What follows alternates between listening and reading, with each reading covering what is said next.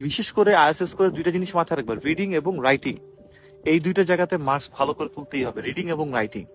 এই দুইটা কারণটা কি, আমি তোমাদেরকে কারণটা একটু এক্সপ্লেইন করি। আইএলটিএস এর স্কোর থেকে অনেক কিছু বোঝা যায়। যারা ভিসা ইস্যু করে, ভিসা অ্যাপ্রুভ করে, যেমন আমাদের এখানে অ্যাম্বাসেডর যারা আসে বা বিভিন্ন দেশে যে অ্যাম্বাসেডর গুলো থাকে, যারা থাকে, দেখা যায় যে এদের মধ্যে কিন্তু যারা টপ পজিশনে থাকে তারা কিন্তু ফরেন ক্যাডার, রাইট? তো এর মানে হচ্ছে এইসব জায়গা যারা হোল্ড করে তারা খুবই ট্যালেন্টেড এবং তারা বেশ মানে পড়াশোনা করে এইসব জায়গায় আসছে, এবং এরা একটা মানুষকে দেশের ভিতরে ঢুকাইতেছে based on lot of issues.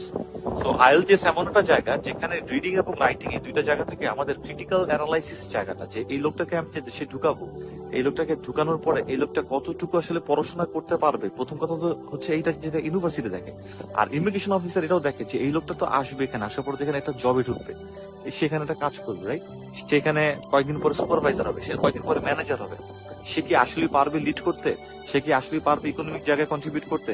নাকি সেখানে বার্ডেন হয়ে যাবে? যেহেতু এই দেশে ভাতা অনেক মানে ব্যাপার আছে, হিউম্যান রাইটস অনেক স্ট্রং, তার মানে ওরা এইসব জিনিসটা অনেক বেশি উপরে।